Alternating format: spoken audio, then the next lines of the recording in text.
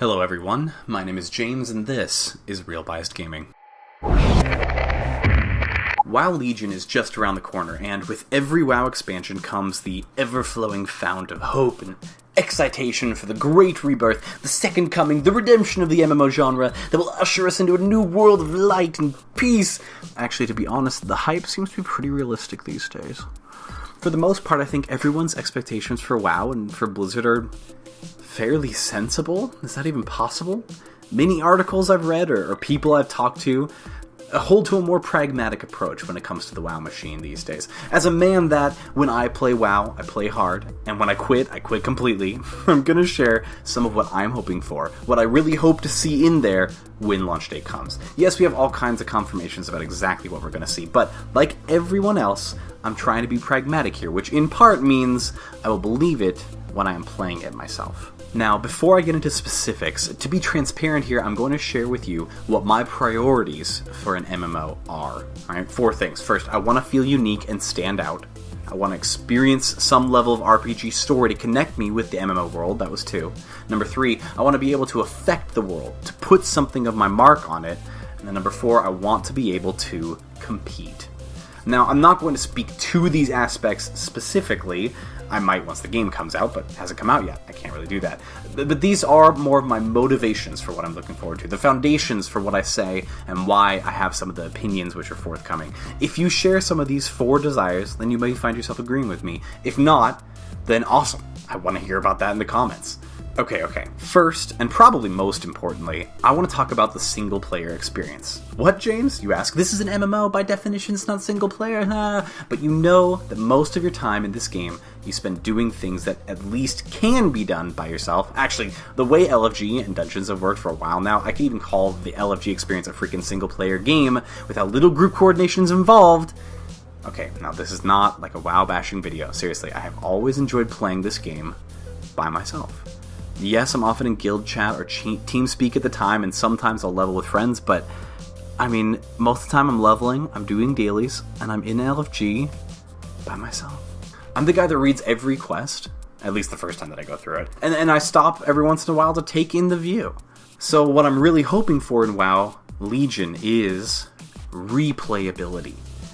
I'm looking for an intentional inability to experience all the content as fast as possible in as short an amount of time as possible. They say each class specialization will have their own legendary weapon and their own order halls and these cool quests with specialized lore for the different classes, and I tell you what, I hope so. I hope there's more than like 2 per class. I'm hoping for enough of a varying experience that I could level 3 characters from 100 to 110 and find more than just a few quests or more than a few spots in the world that I haven't seen before that I want to stop and learn about or look at. Now let's talk about Transmog. Transmog 2.0 is... Look, no matter how you see it, this is a feature that should have been in the game from launch. What the new Transmog essentially does is it separates stats from the aesthetics of armor. It separates your stats from how you look.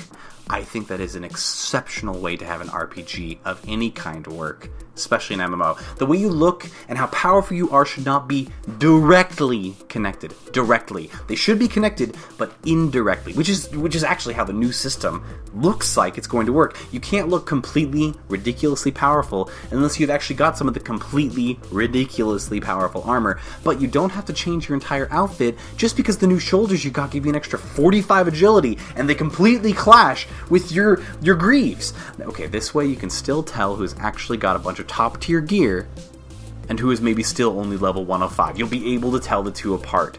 But you allow the level 105 player to still customize themselves to look different from the other level 105 players, okay? This is good.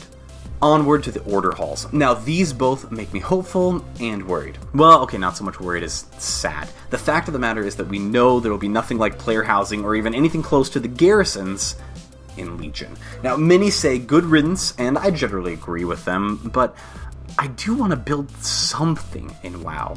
I enjoyed the idea, at least, of creating buildings that cater to what I want to do with my character. I enjoyed the feeling of going into my garrison and saying, this piece of this world is mine. Nobody else can come here unless I want them to. Not all hope is lost, though. It is certainly possible the Order Halls will capture this feeling in ways that the Garrison never could, and I do look forward to exploring that possibility.